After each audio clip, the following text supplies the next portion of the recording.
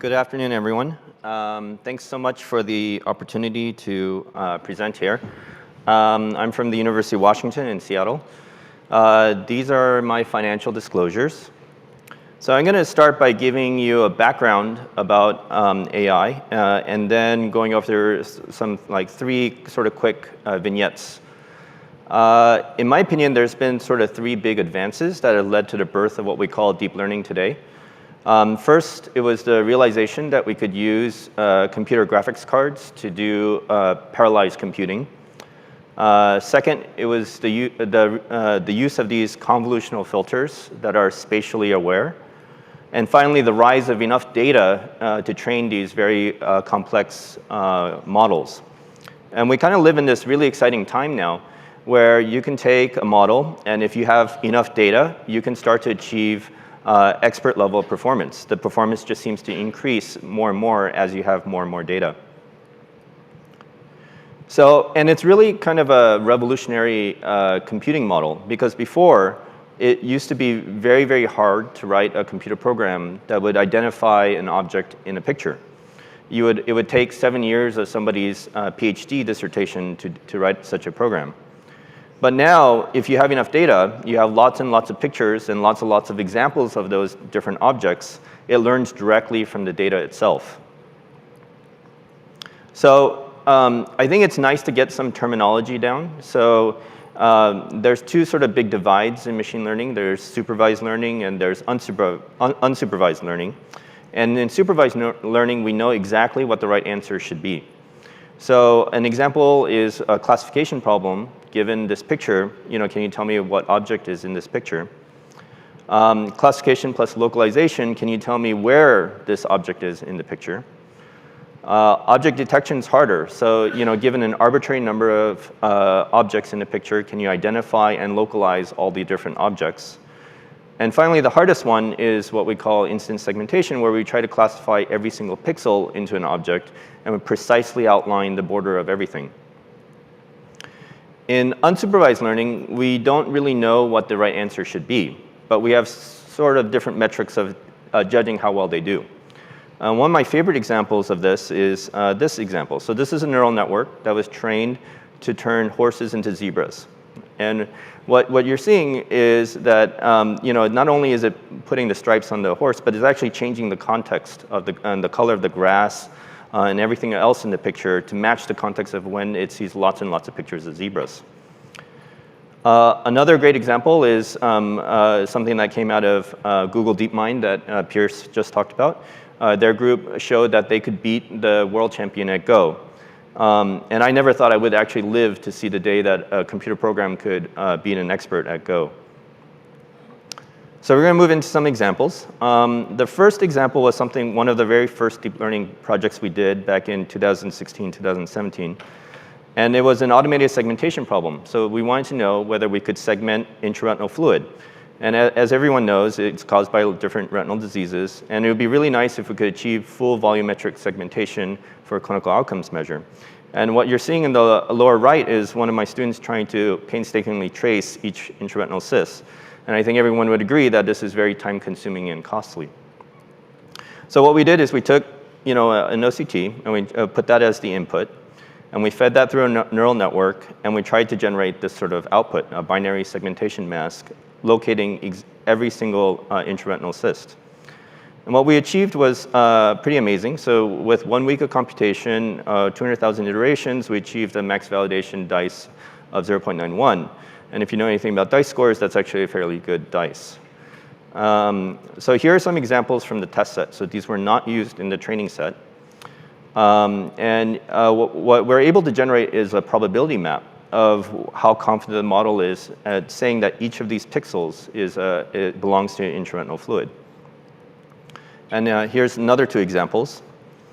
And when I first got these results, I kind of showed them around to people smarter than me. And they said, this is really not that impressive, because all you need to do is segment the ILM and segment the RPE, and everything that's dark in between, it should be counted as an intraretinal cyst.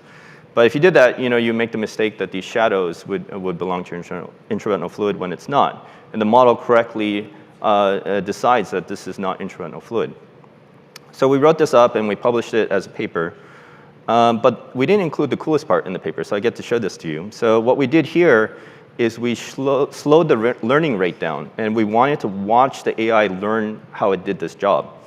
And what I want you to pay attention to is in the upper left and the lower left. What you're going to see happening is the network at the beginning starts to make the mistake that that shadow underneath the vessel is intraretinal fluid, but it rapidly learns that it's not.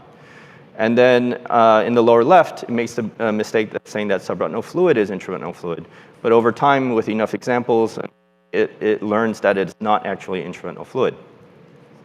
The coolest part about this movie is something that you might have missed right at the beginning.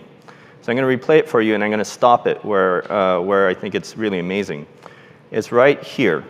So the network actually learned to segment the retina while learning to do this intraretinal fluid task. I didn't ask it to learn how to segment the retina, but it figured out that this was an easier problem to solve on the way to solving the problem of segmenting intraretinal fluid. And this is an example of emergent AI behavior, where we didn't actually teach it to do something, and it learned something completely different on its own. So I think this is really fascinating to see sort of this human-like behavior in the learning of segmentation of intraretinal fluid. Another area that we spend some time working on is the idea of generating new clinical endpoints using artificial intelligence. So microperimetry, as everyone knows, is a functional endpoint. It measures very localized retinal sensitivity, and it's probably better than visual acuity for most macular diseases. But the testing is very tedious and long, requires trained technicians, and it's not very commonly available. And this is actually an idea that Kathy Egan had at Moorfields. She had this idea, well, do you think we could take OCTs and somehow map them onto the microperimetry value? And so the idea was here to take a structural OCTB scan and predict at every location what the microperimetry sensitivity should be. And by doing so, we could create this very fine resolution inferred microperimetry at every A-scan location. And this becomes a regression problem. Can we decompose an OCT image into a continuous output? And along the way of solving this problem, we actually solved a different problem. So it turns out that the images from the Maya and the OCT are not exactly easy to register to each other. So what we did is we trained another AI algorithm to do this vessel segmentation problem, and then to register the two onto each other so that they provide a very precise pixel-level accuracy of the microperimetry onto the OCTB scans. And then after doing that, what we could do is take about 71,000 microperimetry sensitivities and 2,000 from Moorfields that was totally in a different set that was not used in the training set, and evaluate how well we could do this test. And so, to give you an idea, here's one example where the OCTB scan is overlaid with the microperimetry. And I just want to point out that there's actually only one abnormal microperimetry testing point. And I should say that these are all MacTel type 2 patients. And after training, what we're actually able to do is predict, the model could predict the predicted microsensitivity at every single A-scan location. And we could generate these beautiful maps of high-resolution predicted microperimetry. And we could even do it across time. So we could follow the patients across time and see what happens to the macular disease as it gets longer in their progression. What we showed was that this was actually much more sensitive of a clinical endpoint measure than just using the microperimetry itself. So the last part is kind of a fun topic. For every one AI project that works, there's about 30 that fail, and this is an example of one that failed, but I think it's still pretty cool. So what we wanted to test was how well could we harness the creative power of AI. And what we did was we gave the AI a TopCon 3D 2000 OCT macula scan of a treatment-naive neovascular AMD patient, and we asked it to imagine what that OCT would look like in 3 months after 3 injections. So the goal, we use this approach called GAN, and GAN has a generator where its goal is to generate an image, and a discriminator where its network is trying to decide whether it's real or fake.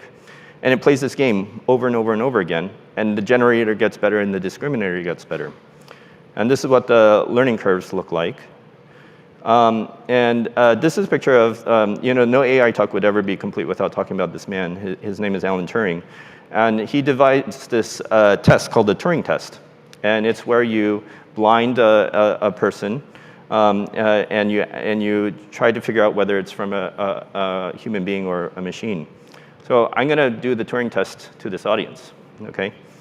So here, I want you to raise your right hand if you think the right image is fake. Nobody thinks the right image is fake. All right, well, OK. So actually, the right image is fake. It's an AI-generated OCT. It was generated by a neural network. OK, now I want you to raise your right hand if you think, raise your hand if you think the right image is fake. OK, one person. So it turns out, yes, the right image is AI-generated. So it looks like the human error rate is 99%. OK. All right. So again, third example, raise your hand if you think the right image is fake. Actually, the left image is AI generated. So we're all failing the Turing test. OK, so now machines are going to take over the world. So here's where it kind of fell apart, right? So these are examples where the AI actually did a fairly good job. The left is the input image. The middle is the actual OCT at 3 months. And this is the AI prediction at 3 months. And what's kind of cool about this, right, is that it's recreating the left eye and right eye correctly. And you can tell that by looking at the neurofiber layer. And not only that, it's like mimicking the increased hypertransmission underneath the RPE and a lot of the noise characteristics that are present inside of an OCT. And here's another example where it also predicted that there would be no fluid after 3 months. But where it sort of broke down was that it was very optimistic. So here's two more examples. And it always seems to predict that the fluid's going to go away at 3 months, which is kind of interesting, but not clinically useful, right? So in conclusion, the network seems to predict that the wet AMD features will usually resolve. And by the way, I guess it really did pass the Turing test, which is kind of cool. And it's always sort of imagining the best possible OCT image for a given patient. And we need more data to kind of give it more direction in the training. I just want to give a plug out to one of the studies that we're doing right now. Adnan Tufail, one of my mentors from Moorfields, he published this beautiful study in 2017 of testing AI-DR. And we're trying to do that same study in the United States. So I was able to curate a data set of about 250,000 images that were all captured using this Topcon fundus camera from the VA, where we have about 15 years of human expert grades. And we took all these patients are diabetic patients undergoing routine teleretinal screening. And since no data is going to leave the VA, we have to structure this study in a sort of certain way. And we're currently enrolling companies. So far, 3 have sort of agreed to participate in this study. So I think it's going to be a really interesting external validation of the state of the art. And none of this research would be possible without the people on my team. You might recognize the last name of the first person on there. That actually is Rick's first son. So he's part of our lab. And I just want to, again, thank you all for listening and for this opportunity to present.